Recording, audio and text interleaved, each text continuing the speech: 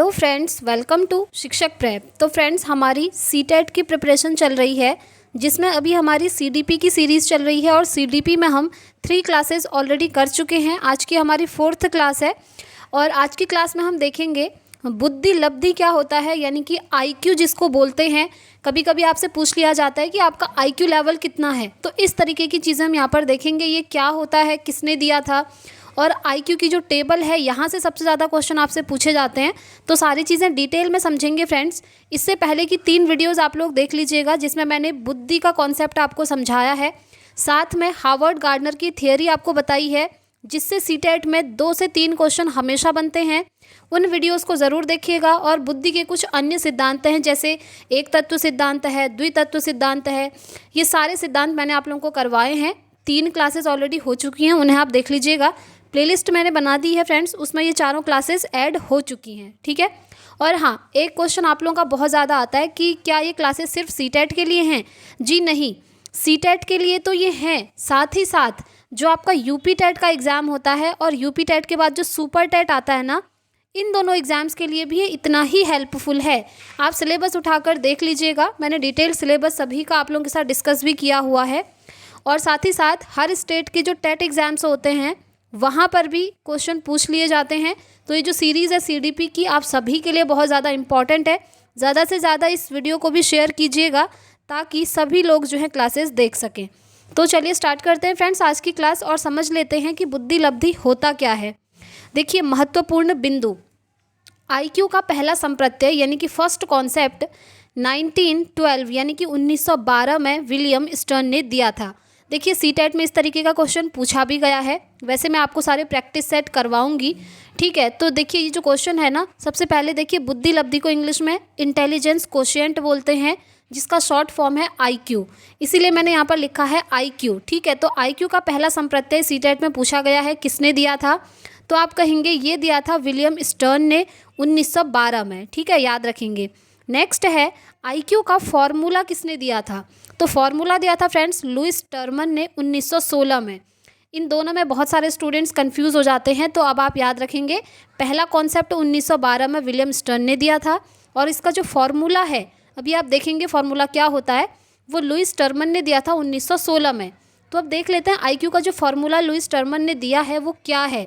देखिए, आईक्यू बराबर होता है mental as upon chronological age into 100। इसे हिंदी में क्या कहेंगे, ध्यान से सुनिए, मैंने लिखा नहीं है। मेंटल एज मतलब हो गया मानसिक आयु, क्रोनोलॉजिकल एज मतलब होता है वास्तविक आयु, ठीक है। तो आप कहेंगे मानसिक आयु बट्टे वास्तविक आयु गुणा 100। इसको हम शॉर्ट में लिख देते हैं IQ equal to MA upon CA। MA क्या हो गया, मेंटल एज, CA हो गया क्रोनोलॉजिकल एज, इनटू 100। अब ये फॉर्मूला आपको पता चल गया, और आईक्यू से रिलेटेड अब कोई भी क्वेश्चन आएगा तो आप आराम से कर जाएंगे। चलिए एक क्वेश्चन भी हम देख लेते हैं। क्वेश्चन है यहाँ पर, यदि किसी बच्चे की मानसिक आयु 25 ईयर है तथा वास्तविक आयु 20 ईयर है, तो इसका आईक्यू कितना होगा? देखिए, सीटेट में ना आईक्यू से रिलेटेड क्वेश्चन पूछा भी गया है। तो ये क्वेश्चन आप देख लीजिए, यहाँ पर कोई भी डिजिट लिख करके आ सकती है, ज़रूरी नहीं है मानसिक आयु वो 25 ही देंगे और वास्तविक आयु 20 ही देंगे, ये ज़रूरी नहीं है।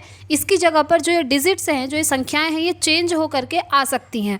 बस आपको आईक्यू का फॉर्मूला पता होना चाहिए, आप आराम से इस क्वेश्चन का आंसर कर लेंगे। आईक्यू का फॉर्मूला मैंने आपको बता ही दिया है। तो चलिए देख लेते हैं, बच्चे की मानसिक आयु कितनी है, 25, और वास्तविक आयु 20। तो आप जानते हैं आईक्यू का फॉर्मूला होता है MA अपॉन CA इंटू 100, यानी कि mental as upon chronological age, मानसिक आयु बट्टे वास्तविक आयु। तो मानसिक आयु कितनी है, 25 है, तो ऊपर हम 25 रख लेंगे। वास्तविक आयु कितनी है, 20 है, तो नीचे हमने 20 रख लिया। ये हो गया ना मानसिक आयु बट्टे वास्तविक आयु इंटू 100, यानी कि गुणा 100 कर दिया। उसके बाद जब आप इसको काटेंगे तो आपका आंसर आ जाएगा 125। तो इस बच्चे का जो आईक्यू लेवल है वो कितना है, 125 है, ठीक है, ये आप ध्यान रखेंगे। चलिए अब देखिए, कुछ इंपॉर्टेंट पॉइंट्स हैं।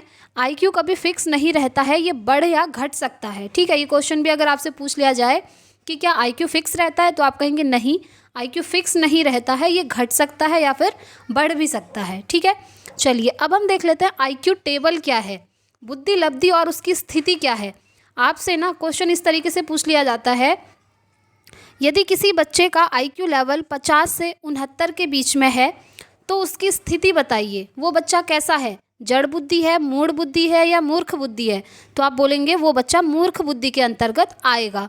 ठीक है, तो ये टेबल आपको लर्न करनी पड़ेगी फ्रेंड्स। जैसे इस क्वेश्चन का आंसर हमारा क्या आया था, 125। इस बच्चे का जो IQ लेवल है वो कितना हमको मिला आंसर में, 125। तो अगर हम टेबल में ढूंढें 125, तो देखिए 125 इसके बीच में आएगा, 120 से 129 के बीच में। तो जिस बच्चे का IQ लेवल 125 होगा, जो हमारा उस क्वेश्चन का आंसर आया था, उसकी बुद्धि क्या होगी, तीव्र होगी। ठीक है, तो वो बच्चा तीव्र बुद्धि का माना जाएगा। तो इस तरीके के क्वेश्चन आपसे सीटेट में पूछे जाते हैं। तो चलिए फटाफट से एक बार हम IQ टेबल देख लेते हैं। बुद्धि लब्धि और उसकी स्थिति। देखिए IQ लेवल, अगर किसी बच्चे का IQ लेवल 25 से भी कम है तो वो बच्चा कैसा होगा, वो होगा जड़ बुद्धि। ठीक है, नेक्स्ट है, जब किसी बच्चे का IQ लेवल 25 से 49 के बीच में आता है तो उसका IQ लेवल होगा मूढ़ बुद्धि। किसी बच्चे का IQ लेवल 50 से 69 के बीच में आ रहा है तो उसकी बुद्धि कैसी होगी, मूर्ख बुद्धि। ठीक है, ये टेबल फ्रेंड्स आपको लर्न करनी ही पड़ेगी एज इट इज़। नेक्स्ट है, IQ लेवल अगर बच्चे का 70 से 79 के बीच में है तो उस बच्चे की बुद्धि होगी मंद बुद्धि। वो बच्चा कैसा होगा, मंद बुद्धि का होगा। ठीक है, ऐसे क्वेश्चन देखिए सबसे ज़्यादा सीटेट में जो क्वेश्चन पूछा जाता है वो यहाँ से पूछा जाता है। पहले हम ऊपर वाला देख लेते हैं। अगर बच्चे का IQ लेवल 80 से 89 के बीच में है तो वो बच्चा कैसा होगा, सामान्य बुद्धि से थोड़ा सा नीचे की कैटेगरी में। और सीटेट में सबसे ज़्यादा क्वेश्चन यहाँ से बनता है, जो सामान्य बुद्धि के बच्चे होते हैं, एवरेज। ठीक है, सबसे ज़्यादा बच्चे इसी कैटेगरी के होते हैं जो कि सामान्य बुद्धि के होते हैं, एवरेज कैटेगरी के। तो उनकी बुद्धि लब्धि यानी कि IQ कितना होता है, उनका IQ होता है 90 से 109 के बीच में। अब आपसे क्वेश्चन पूछा जाएगा कि यदि किसी बच्चे की बुद्धि लब्धि यानी कि IQ लेवल 107 है तो वो बच्चा कौन सी बुद्धि के अंतर्गत आएगा।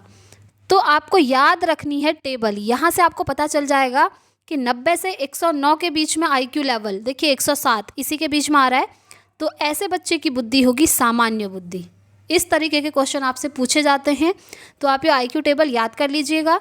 नेक्स्ट है, 110 से लेकर 109 के बीच में अगर बच्चे की बुद्धि लब्धि आ रही है तो वो बच्चा सामान्य बुद्धि से थोड़ा सा ऊपर का होगा।